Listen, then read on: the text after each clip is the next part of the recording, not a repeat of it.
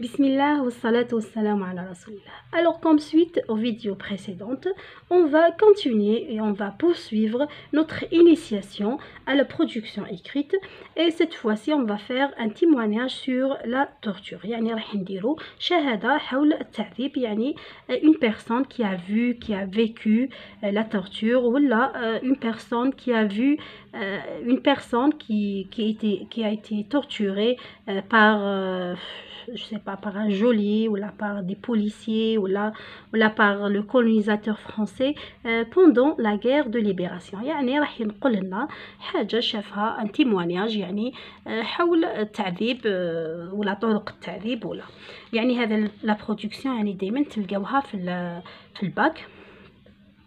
رايحين نشوفوا الانترودكسيون بيان سور. في الانترودكسيون رايحين تهضروا على حوايج هكذا، رايحين تبريزونتيو رواحكم واللقطه الاولى كيفاش هزوك وهكذا، ومن بعد هنا رايحين تحكي واش داروا لك كامل، وهنايا راح تحكي لا فان تاع ليستوار هذه.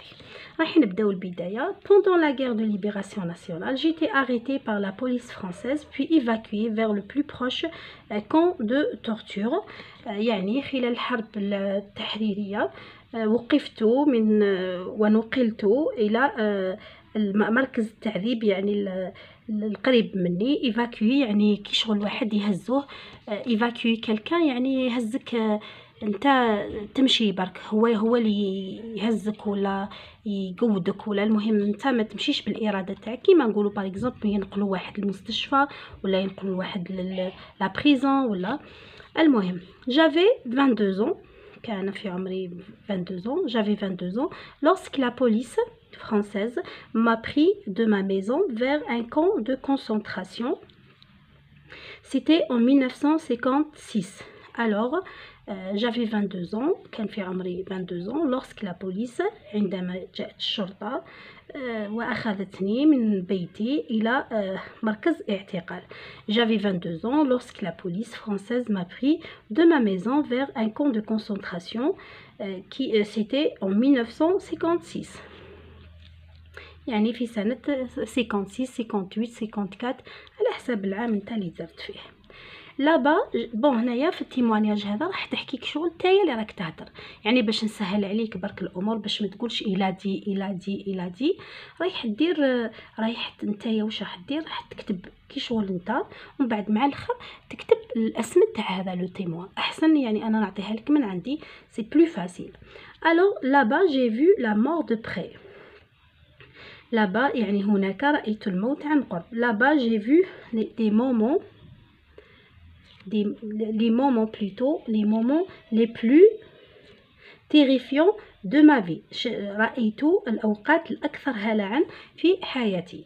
هنايا je n'ai pas vu un moment de joie là-bas، لم أرى وقتا فرحا هناك. راح نوريكم أنا الانترودكسيون اللي درتها هنايا. هاهي pendant la guerre de libération nationale، هاهي درت الأولى برك، هاهي ما حبيتش نبدل بزاف، نقدر نبدل وندير بصح حبيت انايا يكون العامل تاعي صح يوالم التلميذ ماشي يوالم الاستاذ.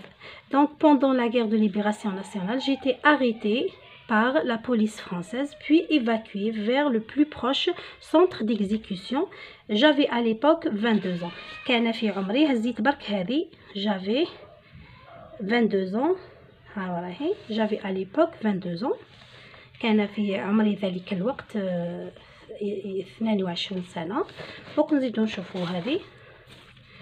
Au début, je suis accueillie, moi et les autres détenus, par les éléments de GPRS. هذو متخصصين في التعذيب وتاع السجن وكلش. في بداية ماشي تاع التعذيب، هما اللي يديو للسجن المعتقلات. في البداية استقبلت أنا والذين ألقي عليهم من طرف GPRS. Au début, on a déposé et j'étais reçue par des éléments de GPRS. كيف تحبوا هذه تحبوا هذه. On m'a interrogé بركا، طرحوا علي الأسئلة. On m'a interrogé sur des choses. alors ما على باليش وين حبسنا. On m'a interrogé يعني سألوني on m'a interrogé sur des choses que je connais pas. Si la réponse est négative, ils vont placer des électrodes sur tes oreilles et un casque électrique sur la tête. bon هنا ça dépend كي اسكو راح تحكيها هكذا ولا راح تحكيها باللي نتايا تقدر تقول on m'a interrogé يعني طرحوا عليا اسئله sur des choses يعني على حوايج que je connais pas يعني ما نعرفهمش. يعني هنا si la réponse est négative ils vont تقدروا طول ديريكتومون تقولوا ils ont placé des électrodes يعني اقطاب كهربائيه داروها منو في وذنيه. اي ان كاسك الكتريك خوذه كهربائيه يعني ان كاسك اللي يديروا فوق الراس هو بصح تاع تريسيتي. il jette de l'essence sur le visage et il allume le briquet. c'est impardonnable يعني غير ما يتسامحوش عليه هذاك الشيء. سي انتوليرابل كيف nous étions tout le temps paniqués كنا في كل وقت في هلع اي angoissé في قلق. ثاني كاين هذه تقدروا ديروها nous étions dans un état de peur extrême يعني كنا في حالة هلع وخوف مطلق. la douleur nous colle à la peau يعني الألم ملتصق بنا في أجسامنا. ces tortures duraient des jours et des jours يعني هذا الحصص تاع التعذيب استمرت أيام وأيام وتقدر تقولوا des mois et des mois des semaines et des semaines. على هذه كان نقول لكم انا جو رون اوماج ا تو لي مارتير نقول لكم يعني هذا الوطن ما جاش هكذاك. وسرتو نهضر مع التلاميذ في تحية العالم اللي يقعدوا يضحكوا ويقصروا والله غير شوفوا برك هذه الاحداث هذو اللي يعني انا والله غير ديفوا نبكي كي نقرا هاد الحوايج هذو واش ضحاو على الوطن وبعد حنا نوقفوا نضحكوا قدام هذاك العالم. والله غير انا جاب لي ربي غير حرام. هذا ما كان حبيت نشارك برك هذه الحاجه. انا لا كونكلوزيون بون نشوفوا قبل هذه المرحله هذه ومن بعد ها هي وراهي انا واش درت لكم. au début j'étais accueillie par des éléments هضرت على روحي يعني j'étais accueillie par des éléments de GPRS moi et des autres ما على باليش بالك هكذا GPRS ولا moi et des autres détenus يعني les autres détenus هما الذين ألقي عليهم القبض. on était interrogé هنا باش ما ديروش nous étions ديروا on كي شغل il باش ما ديروش conjugaison بزاف.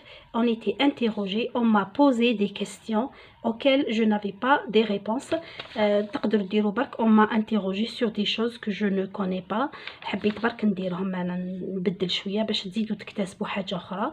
on m'a posé des questions auxquelles je n'avais pas des réponses. ils ont placé des électrodes sur mes oreilles يعني automatiquement ما تجاوب ما عندوش لا ريبونس راح يبلاسيو لي زيليكترود هذو اللي قلت لكم ها هو. انا درتكم ils vont placer انا درت ils ont placé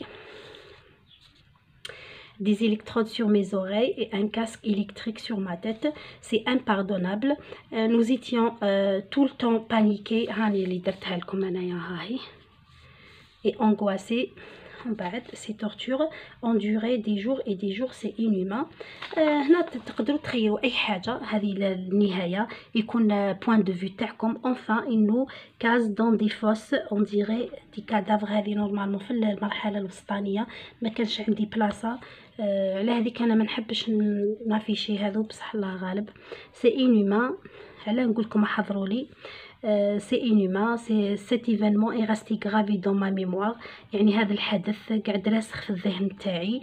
je ne peux pas l'oublier ديروا زوج مرات باش كي شغل باش تاثروا هكذا. هذا هو ها انا واش درت لكم. cet événement est resté gravé dans ma mémoire. ها نزيدوا par exemple je ne peux pas oublier. deux fois je ne peux pas oublier. je ne peux pas oublier. ومن بعد ما تنساوش هنايا ديروا كاش مقاس ما تقولوش عمي بلال ولا عمي سفيان ولا راح نديروا عمي طاهر ولا حاجه قديمه ايتو. je ne peux pas oublier.